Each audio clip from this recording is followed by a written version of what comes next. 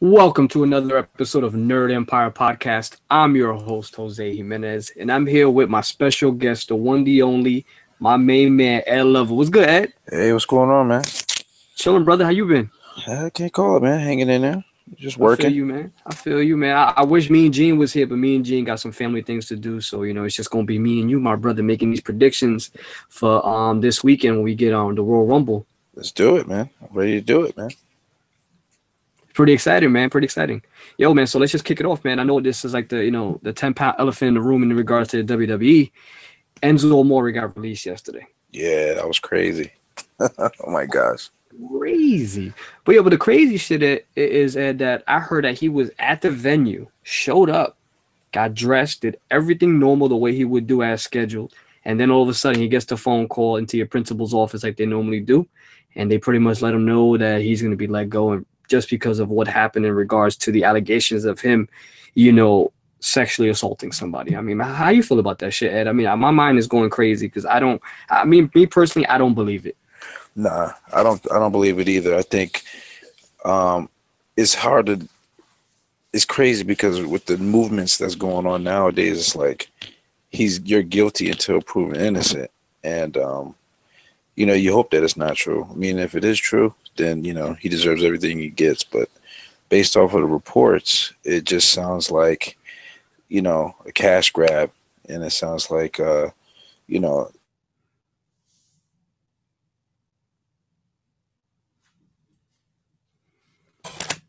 oh, My bad, Ed, you cut up a little bit. Well, you said you said cash grab. yeah, I think it's a cash grab. I think because from what I understand is that she tweeted from an anonymous Twitter handle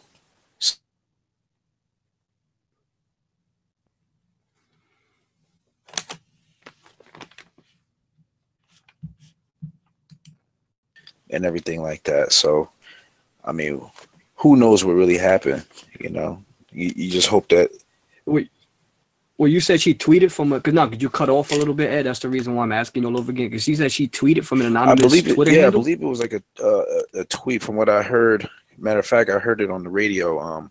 Because Peter Rosenberg, he works for the WWE, and he had posted on the radio show saying that I guess she posted whatever from her Twitter handle saying that he raped her and all this other stuff from last year. Wow. So who knows? Like I said, if it's true, then he deserves everything he gets. But nobody really knows until they do an investigation, man. And I mean, and it sounds like the WWE did their investigation. I mean, for them to fire the guy, because remember he just got suspended, and then literally like a few hours later, they said, "We're gonna snatch your unemployment from you." So I don't know. That's tough, man, because you know what, that kind of leaves things open for a lot of what ifs and a lot of if it's WWE not saying attacking, but pretty much getting rid of somebody who they have been waiting for an excuse to get rid of. Because we all know that Enzo ain't the most popular guy in the room like he likes to say he is. You know what I'm saying? Yeah, and that's the crazy part. His gimmick makes you feel like he probably could have done it. You know what I'm saying? With just how he's outlandish, antics. I mean, obviously, like you said, you hear stories backstage about how he's flashing his money. He's hanging out with the bad crowd. So it all plays into his persona. So now when you hear something like this, you're like, maybe he did do it. I mean, honestly, bro, I'm gonna be honest with you. Like I said a few minutes ago, I don't think he did it. I mean, I think this is a situation where you're pretty much, Enzo drew all this attention to himself, and it's not all positive attention. He's the person that goes out there to the strip clubs. He goes out to the clubs and he just shows off the cruiserweight title. He starts, hanging out with people that probably he never even grew up with, people that he met through the, the wrestling scene, through Hollywood, being friends with a lot of the musicians out there. It's a lot of that comes with a price, man. A lot of that comes with a price. And a lot of it, especially when a situation like this breaks off, the WWE is a publicly traded company now. They're not a privately owned company where, okay, if they were privately owned, this will stay in house. It won't be as big of a deal as it would have been. But now, with all these movie stars and all these actresses and people that are involved in that world, are coming out saying that these things are happening to them, WWE has to take that in a very, very serious way, because if not, you're gonna offend a lot of other people out there. Oh And I yeah, think Enzo, you made a good point, Ed. The way he acts, to some people, automatically you're gonna look at him like he's guilty. yeah. Just because the way he acts on camera, his last interview he did with Corey Graves on Corey's TV show, which I didn't really appreciate the way he did it, because he kind of stood in character, but he was a real douchebag. Yeah. And Yeah.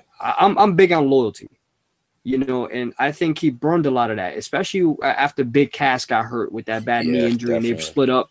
All the negative stuff he said about Big Cass, where, if I would have blew my knee out, I would have still finished the match.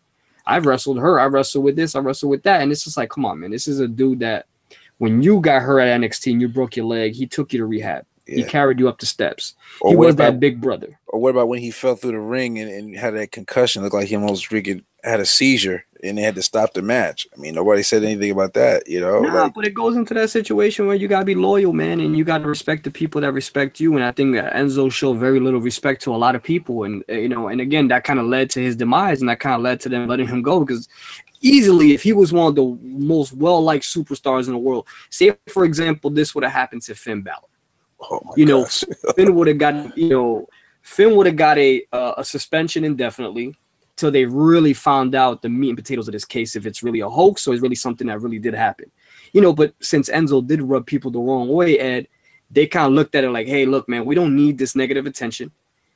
We're trying to go PG. We're trying to do the right thing by the community and everybody. We have to let you go. This is not working out between me and you, so we have to part ways now. Zero tolerance, man.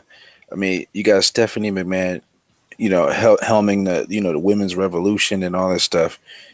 Pro women, they got all these women really, they bringing up these girls from NXT and all this stuff. Bro, you can't have something like this looming over your head, because now you're talking about being a progressive for women, and then all of a sudden you got this type of situation. You can't sweep this under the rug. It's not like the steroids issue from in the 90s. You could, like you said, if it was a privately owned company, you might be able to sweep it under the rug, but you got kids watching. So listen, unfortunately he's going to be guilty until proven innocent, and hopefully, nothing comes of it. But think about this. If it is true, his career is done. Like, I don't see, I don't see NJPW. I don't see any other promotion, Ring of Honor. I don't see anybody picking this guy up. I hate to say this right now. I don't think anybody's going to deal with that right now. I think right now people are going to sit back and wait to see how this all plays out, to see how this all goes through court, how this all goes through litigations, and see how this all works. Honestly, if he is proven innocent, which I think he is, that's when you'll see like the ROHs, maybe the NJPWs, maybe other companies out there, Progress, give him a shot. But honestly, if he ends up going to NJPW, that's not a good place for him. To be honest with you, we don't know Enzo as a wrestler. We know him as a guy that can talk on the mic. Yeah, he's a gimmick. Yeah, we don't sit in on the TV screen every single Monday or on a pay-per-view on Sunday and say, yo, I can't wait to see Enzo wrestle. Yeah. No, you want to see what promo he's gonna cut. You know what I'm saying? And I think at NJPW, that's more about how you can wrestle. As you can see, we get guys that come over from NJPW all the time into the WWE. Like, we just got Ricochet came over. I mean, he's great in the ring.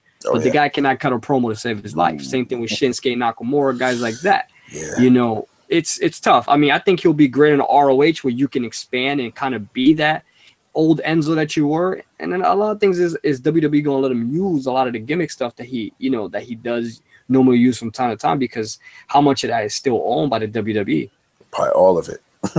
Let me think about it. He cultivated that character from NXT until now. Exactly. Vince ain't letting that shit go. I mean, look, for example, look at Lynn Swan. Yeah. I mean, it's Swan, excuse me.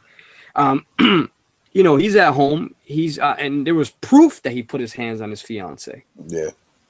But again, he's probably a well-liked superstar. He's probably somebody who is well-respected and by his peers backstage. They're probably looking at it like, what? Let's completely do the research here, see what this all comes up with, and then we make a decision on Swan. Yeah.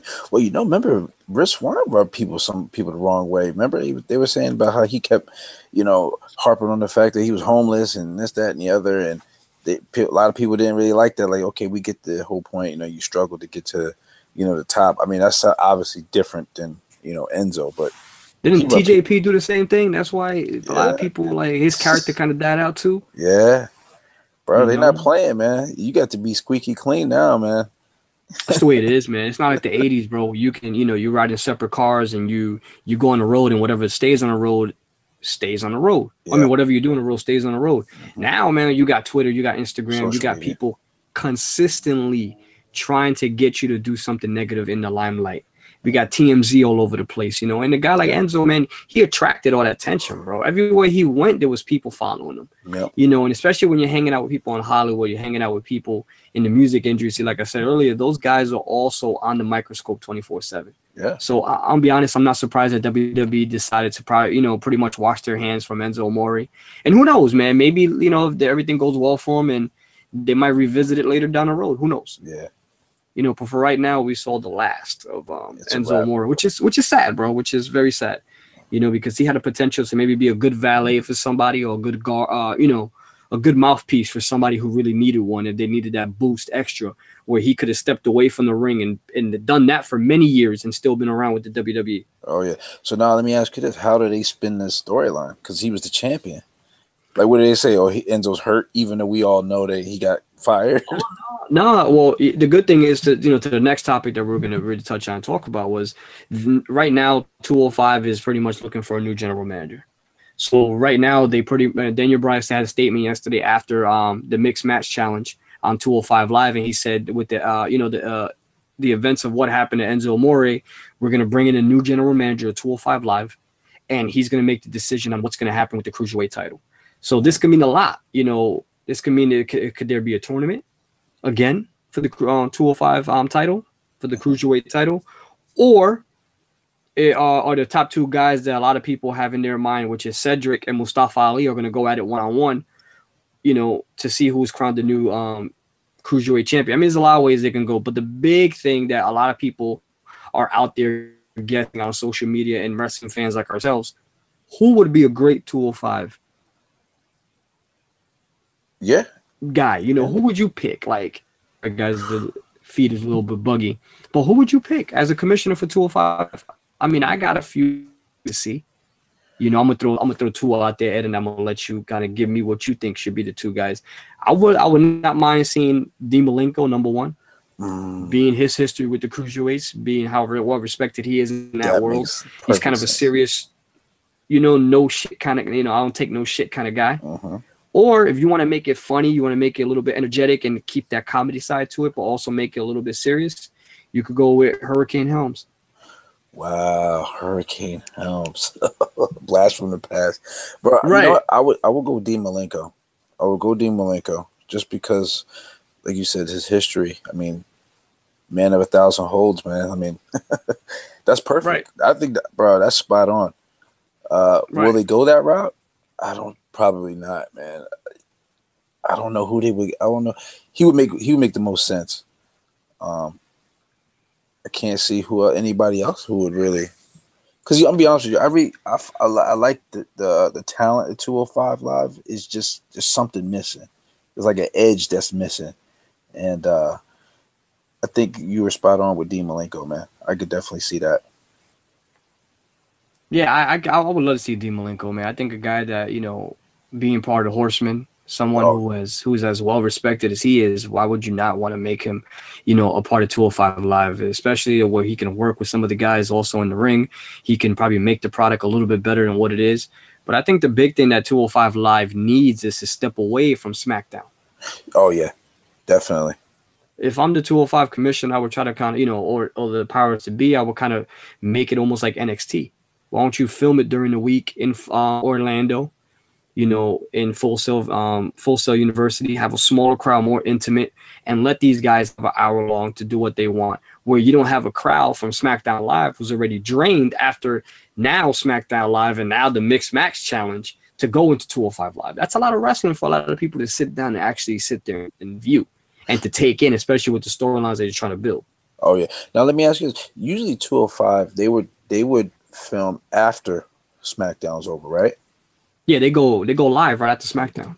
See, I was wondering why not just do it like they do the pay-per-views and just do it like almost like a pre-show. So like that hour before, you know, you do your 205. I mean, obviously the crowd's not. I know why they do it after SmackDown, because they want to still have that crowd to make it look like it's full. But like you Mhm. said, if you do a more small, intimate crowd setting, you know, and not have to waste any production money doing it during the week, why not just do it before the show, before SmackDown? You know, they do it for the pay-per-views.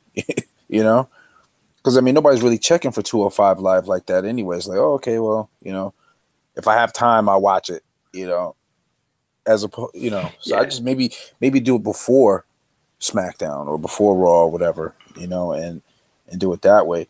I just think with 205, there just needs to be an edge. I mean, that's pretty much why they had Enzo be the champion, like you said, not for his in ring ability, but just for his gift of gab, you know. And now that you lost that, you know, now you got to really maybe do you bring up more guys from NXT to 205 to kind of bolster the talent roster, you know, for that. Who knows? I don't know.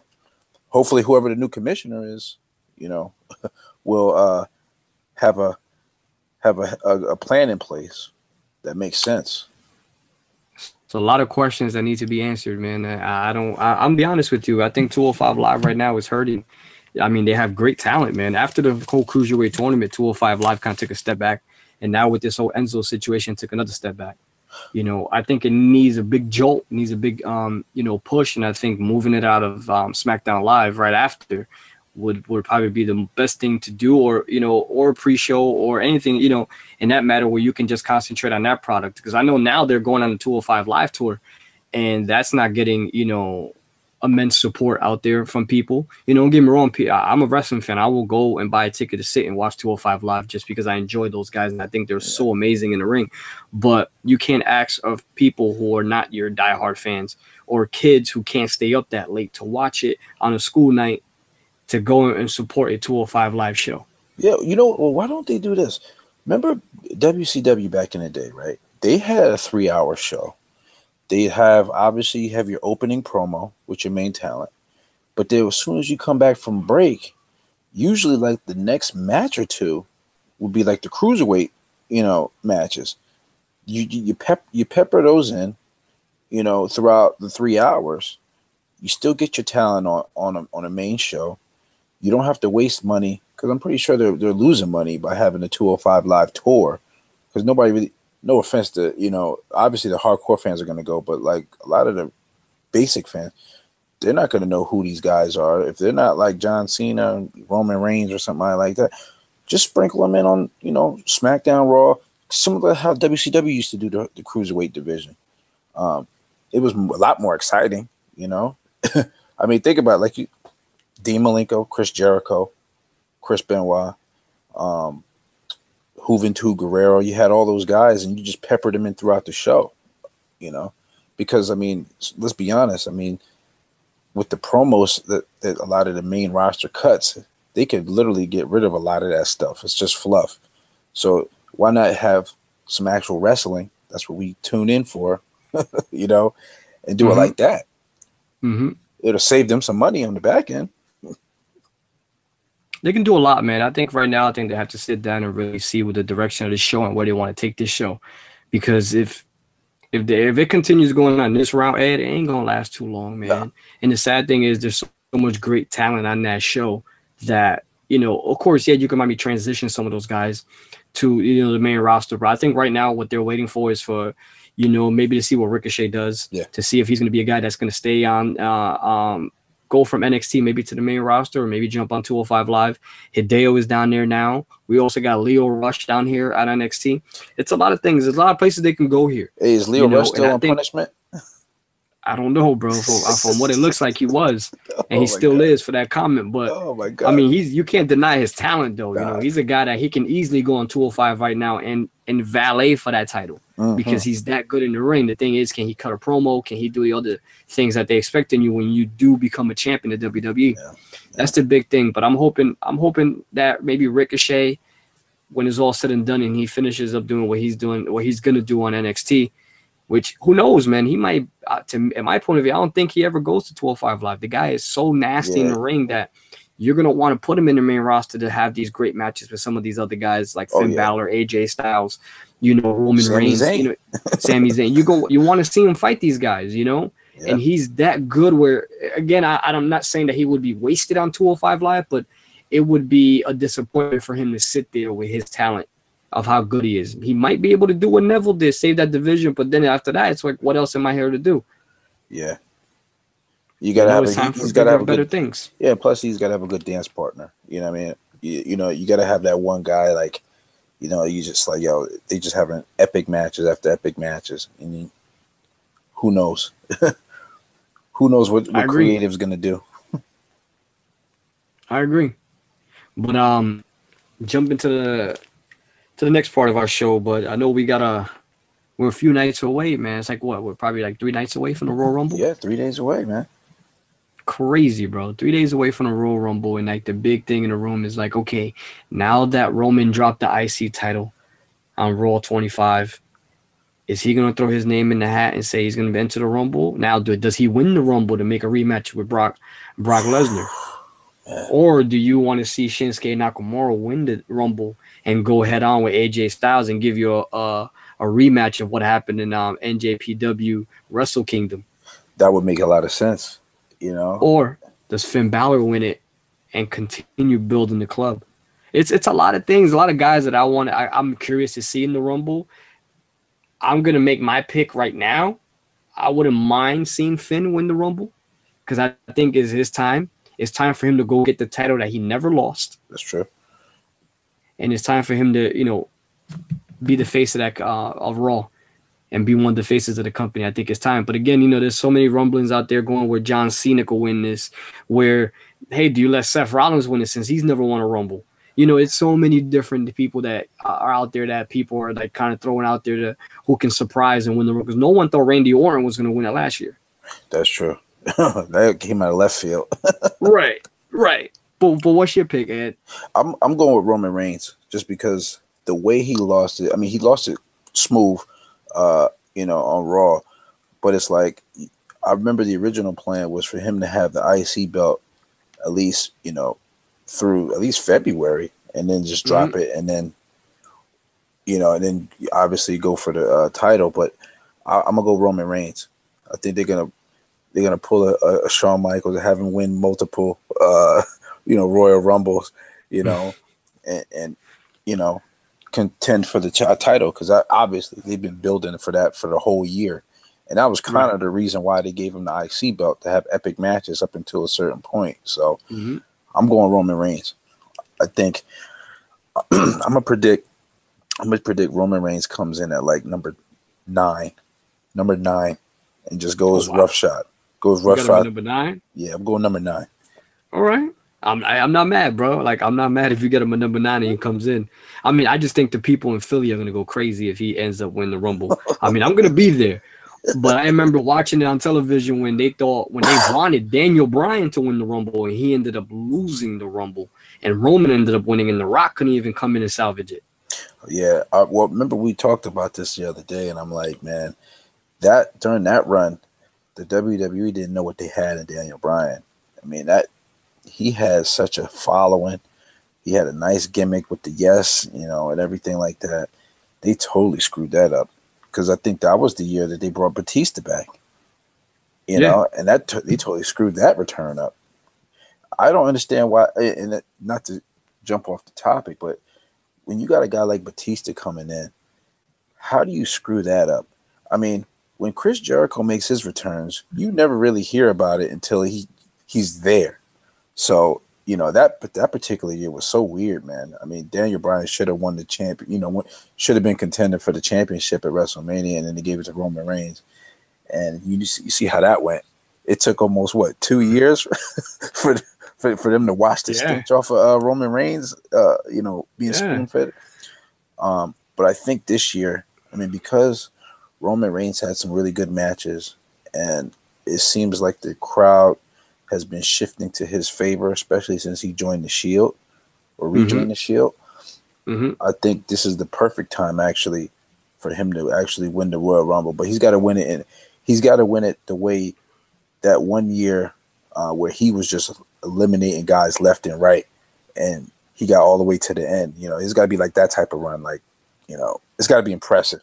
You know, so I think he'll win it this year.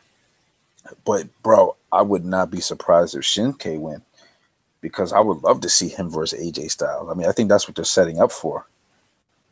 I hope so. I mean, I know a lot of people, kind of knock Shinsuke for his mic skills and say, can he carry a program for a good 3 months till he gets to the Rumble? I think they can. I think they can work. They can work him in there. I mean, after last night, it kind of leaves it open. Does he have a program with Baron Corbin? Does Shinsuke have a program with Randy Orton at Mania? There's a lot of ways that you could go with Shinsuke too, but I think that clock is also ticking between, Shinsuke and AJ Styles. It's like, okay, their popularity is at an all-time high now. You've been protecting Shinsuke this half of last year and most of this year now, keeping him off TV, keeping him off taking major losses or just doing, things that could damage the character. I think this is the best time to throw him in there with an AJ Styles while the pan's hot, and why not have it for the belt? Oh, hell yeah. I would love to see that. Mm-hmm. He took his losses with Jinder. He took a loss to Jinder at SummerSlam. Which he should have never did. Which he should have never did. Exactly, Ed. He should have never took that loss. I mean, now that you think about it, I know at that point, people are like, well, Jinder's not doing nothing wrong. I agree. He wasn't doing anything wrong. But now when you see everything all play out and come full circle, he's not really doing nothing now but jobbing out to people. Yeah. He lost to Bobby for the U.S. title. It's like, what is he really doing? You put him in a mixed tag match. It's not the same Jinder. And this is where creative comes in. Because this is just like, you know what it is? It's like Emerald. Remember Emerald Lagasse? He used to make beautiful dishes on the Food Network. And then all of a sudden, when he went live, he started messing stuff up, putting his hands in the daggone food. And you're like, what are you doing? You had a masterpiece. It's the same thing with you start off good, and then all of a sudden the storylines, turn to crap. And then you're wondering, like, where was this going in the first place? Yeah. And, they got to, I mean, I listen, Jinder's in-ring abilities, average, but the gimmick, I mean, you could do a lot with that gimmick, and he could have some good matches. I mean, just at the time, I mean, him beating Shinsuke, I'm like, really? Really? Yeah. But that's creative for you, man. That's just what they do. They always leave you with things that just have absolutely make no sense, and you have to sit there and really think about, like, why did they do that? Yeah. But who's your pick, Ed? Who's your pick for the Rumble? Yep, Roman Reigns. That's what I'm going with. You sticking with Roman? I'm sticking with Roman. I'm gonna go with I know it's a homer pick, but I'm gonna go with Finn Balor. Finn Balor.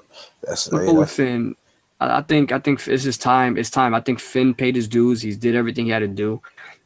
He came back from injury. He showed that he's a tough guy. Yeah. That he can pretty much take anything that you throw his way and he can handle it. And he's taking the club and he's rebuilding them again. And where they can be another tag team title threat later on. To who knows, to Seth Rollins, to Jason Jordan, whoever has the tag titles at that point. And I think he's a main player now. And I wouldn't mind seeing him, say, I arrived. It's time for me to go get my title back. Whoever he's taking the title off, because I know we still got Elimination Chamber where things could change. Yeah. But I would not mind seeing Finn in that main title picture. And I would like for it to be where it used to be with the Royal Rumble, where whoever does win the Rumble, Ed, brand and what title they want to go for. Imagine Finn winning and saying, I want AJ Styles. Wow. That's epic too. Or an original member of the Bullet Club. One of the original, brothers of the Bullet Club and one of the old leaders of the Bullet Club, but you're going up against the founder of the Bullet Club. Wow. That sells itself, man. That sells itself. The Demon against AJ Styles at WrestleMania. Wow, that would be crazy. So then if that happens, then because eventually they're going to have Roman Reigns fight Brock Lesnar for the championship. So I wonder how they would set that up. Elimination Chamber. In Elimination Chamber. Okay, I could see that.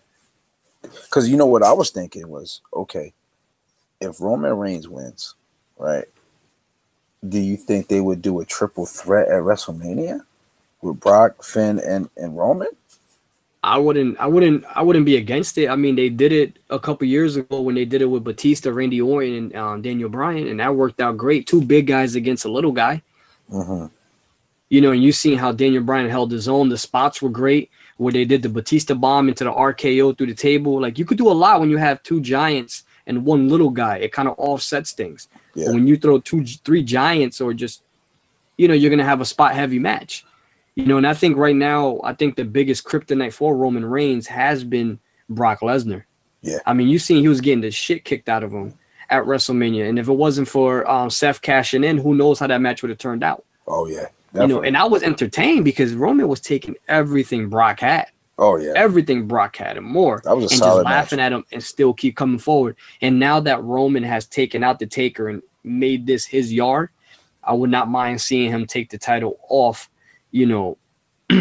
Brock at Elimination Chamber, at WrestleMania in a triple threat match. I wouldn't be mad at that. But I think it's Finn's time. I think Finn didn't do anything wrong. He's done everything great.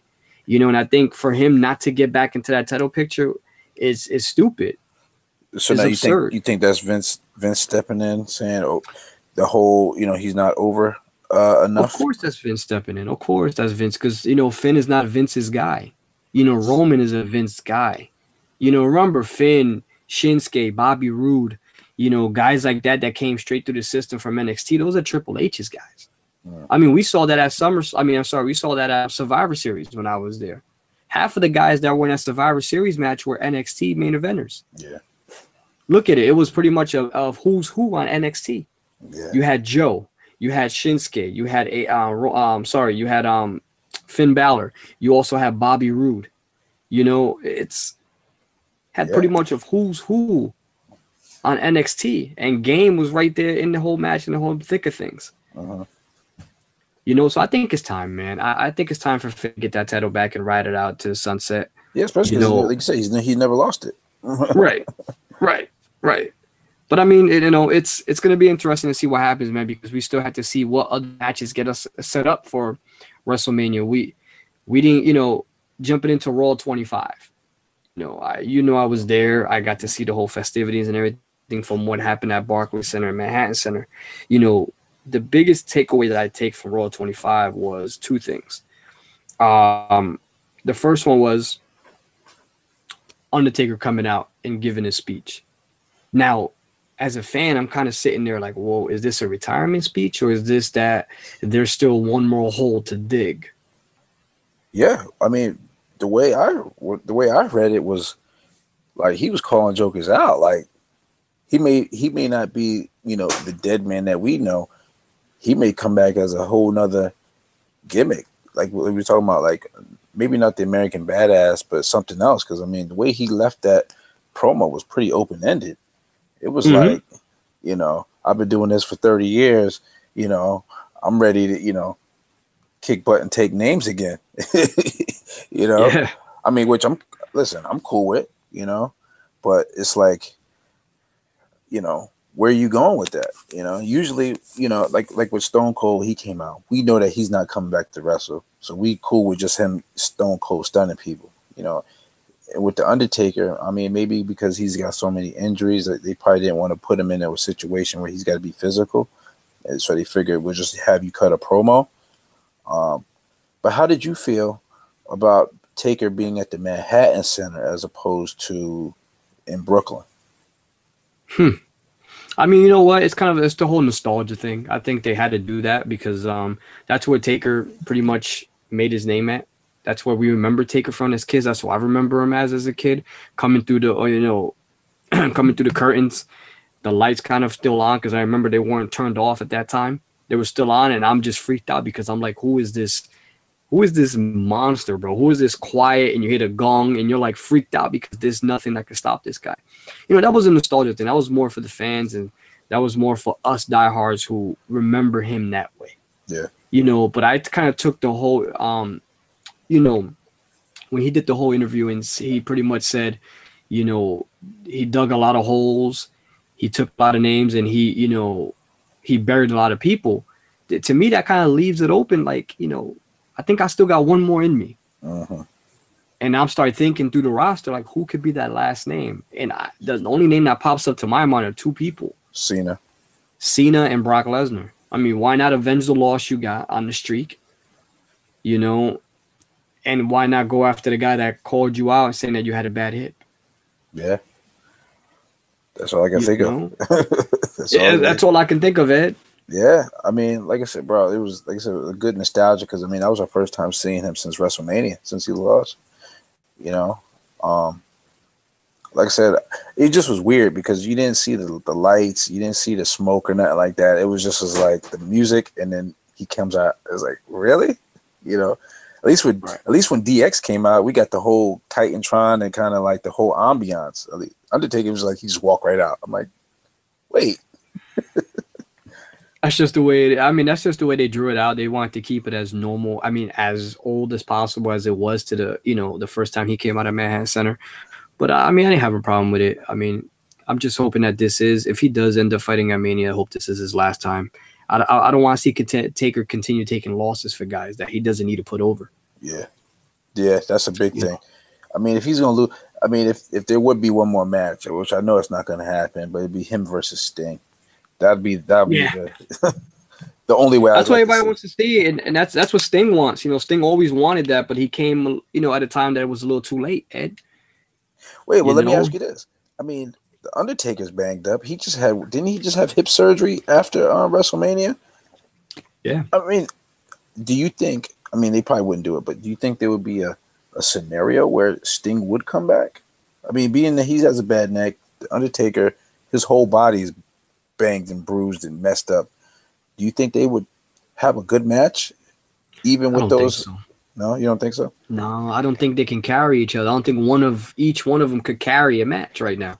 If you're gonna put Taker in the ring, you got to put him with a guy like Roman who can carry the match. You got to put him in a match like with a guy like Cena who can still carry the match. Or AJ Styles, or one of those guys who can continue pushing the match. And it's just right now, it's like there's not many opponents that are worthy of facing the Undertaker. Let's just keep it real. Yeah. Besides Cena and Roman and Brock, I don't really see any other guys that are really worthy enough for his attention for him to come back and say, I want to strap it up one more time and step into the ring with you. Nah. And again, I want to see him go out the way he did against Roman. Take the jacket off, put the hat on there, take the gloves off, and walked away and did the last ride. That's the way I want to see it. It's almost like Michael Jordan with the follow through. I don't need to see it any other way, man. That's like the Shawn Michaels approach. You know what I mean? I'm done. I'm good. I give you a couple epic matches. We're done. Yeah, but just like he told Taker, like he said, if I don't beat you, I don't have a career. And I think right now, I feel like they're pushing for ratings, meaning Mania time. You got to have a big marquee match, and I think Taker still draws like there's nobody else's business. And putting him against a Cena or somebody like that, people are gonna come watch. Yeah. But if I'm them, I would do something different, man. Being on Raw 25, the one name that I kept hearing or thrown around, which I was going to mention, which the second person was CM Punk. That'd have been crazy. I would love for WWE to and CM to come together, fix whatever problems they have, and have him come back, even if it's only for one match a year, 2 times, or only for the big 4. Like, imagine every year Punk at Mania. Oh my goodness. Or Punk comes out in the Rumble. I mean, we all know that he's training for his next fight with the UFC, and he's really, concentrating on that and becoming a fighter. But Punk, I'm sorry, you're not a fighter. You're a wrestler. That's what you are. Yeah. No matter which way you want to slice it, you're a wrestler. No, man. I mean, I felt like if he would have been at Raw 25, that would have took Raw 25 over the edge. It would have made it one of the most memorable Raws probably in the history of Raw if he was there 2 nights ago at the Manhattan Center or the Barclays Center. And cut a crazy promo. And cut a great promo and say, hey, I'm back. I'm putting my name in the hat. I'm jumping in the Rumble this Sunday. I would have loved that, man. Oh, my goodness. That's what I wanted to see for Raw 25. Overall, Ed, I was excited. I was glad I was there. I'm glad I got to see Stone Cold Stunner McMahon. I never got to watch it live. I always watched it on TV, but I was glad to be a part of it, even though it was, years late. But I was still there to actually witness a Stone Cold Stunner to Vince McMahon and Shane McMahon. It was great to see that. Watching it at home, that pop was crazy. So, I mean, you were there. How was the pop when the music dropped? Pop was great. Pop was, it brought you back to the Attitude Era. Oh my gosh. It brought you back to the Attitude Era. It made you, made you feel like a little kid again watching it on TV. But it was great overall, Ed. It was great, man. It was a great pop for the Dudley Boys. It was a great prop for when they brought out all the women. I know Lita was in there, which I was a little bent out of shape about that. But who knows? Maybe they might be saving Lita for the women's Rumble coming up this weekend, which is also going to be a big deal that a lot of people are not talking about. I feel like people should be talking about. Yeah. No, let me ask you this. Just because we're talking about Raw 25, what's your favorite Raw 20? What's your favorite moment from Monday Night Raw for the last 25 years? CM Punk with the pipe bomb. I'm gonna be honest with you, right? My favorite one was when when Stone Cold broke into Brian Pillman's house and he had the gun. When he broke, he had the gun. At the time when I saw that, I remember that. I'm like, yo, because you know how at that time when you're a kid, they're like, oh, wrestling's fake, this, that, and the other. Bro, when I seen Stone Cold pull up to my man's house, he beats up Brian Pillman's, friends or whatever, goes into the house, he breaks into the house, and then they end Raw with Brian Pillman with the gun in his hand, and then it cuts off. I'm like, oh, snap. I said, yo, Stone Cold's dead. That was bro, that's a memorable moment. I always remember, It's great, man. It's great. That was a great moment, Ed. Yeah. I mean, there's so many different moments, though. You can really, you can point to, the Zamboni, Kurt Angle with the milk truck. Yeah, I mean, there's a lot, man. I mean, honestly, like I remember you just asking me a few minutes ago. I love CM Punk's pipe bomb, and I think the second most memorable one to me was Jericho's debut. Oh, yes. It's nothing better to me than that, man. Dude, watching Jericho on Monday Night Raw. Yo, that was like in like November or something like that. I remember they had the whole countdown. I remember they had for like a whole year they had that countdown. And it was like, well, it's only like November, like something, or I forget when it was. And then all of a sudden the countdown dropped. And then when Jericho comes out, I'm like, wow. Because I like, you know Chris Jericho from WCW. And then the promo that The Rock cut on him, yo, it's classic, yo. It was great, man. Had to be one of the best promos I've seen each of them cut because that just showed that Jericho has arrived. That was the first hit and the first chink in WCW's armor right there. Yeah. Using one of their biggest guys. Like, damn. First, now Jericho, who else is going to follow? Then a couple months later, we get the Radicals. Like, that was the fall of WCW right there, losing a guy like Jericho, Big Show and guys like that because, those were one of the main key guys that they never concentrated on that they should have. But to think about it, think about it like this. He came from the Cruiserweight division literally to WWE you're in the main event stage. I mean, for the confidence they put in Chris Jericho to really not only, because think about it, normally coming from WCW, they would have just threw him somewhere. You know what I mean? Okay, we'll have him fight Takamichi Noku or somebody, but for them to throw him in there and mix it up with The Rock and Stone Cold and these guys from the beginning, but they had a lot of confidence in Chris Jericho. And I mean, he delivered though. He delivered, he had the gift of gab, so he was able to hang with The Rock, and these guys, man. But yeah, that was a classic when his debut happened. That was surprising. Because the whole year they're like, the Y2J, you're like, wait, what's going on? And then he comes out. That was a crazy pop. Well, think about it, man. It was time to do, it was at that time, Jericho was a complete package. So they saw that and they knew that he was more than just a cruiserweight. So it was good to see him, climb through the, the charts and become, the first ever, unified champ when he won both titles. It was great. Jericho had a great career, and it was also good seeing him at Raw 25, man. That was one of my favorite moments, seeing him interact with Elias, which is one of my favorites. But Ed, yeah, maybe we only got like a few more minutes, man. Before we sign off, I want to hear your picks for the Women's Rumble. Oh man. Well, I remember we talked the other day. I like Nia Jax. I think she's she's my main pick to win. Nia Jax, good pick. Yeah, I'm going with her. I just think she's too dominant, man. It's so obvious to pick Asuka, which I mean she's a beast, but I can see I can see the final four. The final four women in that ring would be Nia Jax, Asuka, Charlotte, and I'm gonna go Naomi. Not bad. You know what I'm thinking about? It's not bad. Final four. It's not bad. I can see that. You gotta throw some color in there, man. You gotta throw Yeah. some color. You do. You got to make it glow a little bit. But Right. I got You know what? It's funny because the whole week I've been thinking about this, and Nia Jax is the only girl that comes to my mind. First, I had Paige before she got hurt. Uh-huh. But I'm gonna go with Nia. I think the other person that could win it that won't shock me would be Asuka. Uh-huh. Just because she's not in title contention right now, quote unquote. But if she does win, we all know it's only a matter of time before she comes out to that strap. Oh yeah. But I would like to see Nia get her due because she's been due, Ed. Any female besides Asuka, she's been due for it. Oh yeah. Like literally. And when they say she's not like most girls, she is not like most girls, but she is different. And she's somebody that she should be the female Braun Strowman. Oh, easy. Nobody should be able to fuck with her. Yeah. Honestly, what they should have did, I mean, it's Monday morning quarterbacking, but they should have had Nia Jax be the champion for the whole year. And then when they bring Asuka in, obviously, then it would mean something. Because then Asuka taking the title off of Nia Jax, you could do it right at WrestleMania. Boom. Now you're talking about an epic women's match. Because, I mean, let's be honest. I mean, we're tired of seeing the Charlotte and Sasha Banks, those type matches. I mean, especially when you got somebody like Nia Jax, who's a brute.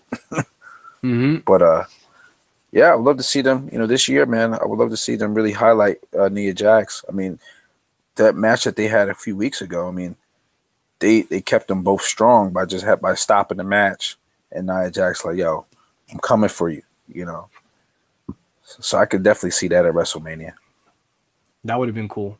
Mm-hmm. And we're gonna be in for a good overall Royal Rumble weekend, man. With NXT Takeover this weekend. We also got the first female Royal Rumble. We got the male Royal Rumble. Raw 25 is already on and gone and behind us. It's gonna be an interesting week of wrestling, man. We're gonna really be in for a treat this weekend, and I can't wait, Ed. I can't wait to get back on this microphone next week. Hopefully, you could join us again, brother, and we can cover the whole weekend because I know. Well, most definitely, we're going to be there for Monday Night Raw in Philly, so we can give them a taste of what that's going to look like live. So it's going to be an interesting week, brother, and I can't wait to share it with you and enjoy it, man. It's going to be something I'm definitely looking forward to. Oh hell yeah! Now, do you think that the triple threat match is going to be pretty good? It's tough with doing it with three big men. At least usually when you do those triple threats, you have at least two big men and, like you said, one small guy, but the fact that we got three behemoths in there. It's going to be like SummerSlam. It's going to be a spot-heavy match. It's going to be a match where they're going to do a lot of spots because they're big guys. You're not going to see a lot of more technical wrestling or anything like that. It's going to be a match just with nonstop excitement, nonstop action, and I think at the end of it, I hate to, as I love Braun Strowman. I think Brock Lesnar walks out of Philadelphia in the Full Center still the champ. Yeah, they'll riot if he doesn't win. I think people want Braun Strowman to win. People feel like it's time already. But again, they're not gonna let Brock lose that title to Mania or Elimination Chamber. We don't know. Yeah. I'm guessing Mania. But I would not mind seeing Braun Strowman walk out the champ. Yeah, I would be so excited because I love Braun Strowman. But yeah, brother, I would like for you to come on the show again next week, man. bro. Anytime. Join us. I enjoyed this, man. This was definitely fun, and I know next week we're gonna have a lot more shit to talk about. Oh yeah. Which is gonna be exciting, man. We're gonna take over the women's rumble, the men's rumble, like we talked about. It's gonna be an exciting weekend and Monday Night Raw. So I can't wait, Ed. Bro, I can't wait to see who comes out at Royal Rumble. Let's see. I'm just real quick before we leave. I'm picking Batista to come back Royal Rumble. Okay. I'm gonna hold you to that. But for all you guys out there, you can follow us at Nerd Empire Podcast on Instagram and on Twitter. Please let us know what you guys thought about the show. Ask us any questions that you guys would like us to answer for you, and also let us know anything that you guys would like us to talk about on the show. But as usual, Ed, I appreciate you stopping by. I hope we see you again next week for our next new episode, and we will see you guys next week with that Real Wrestling Talk. Have a great night. Peace.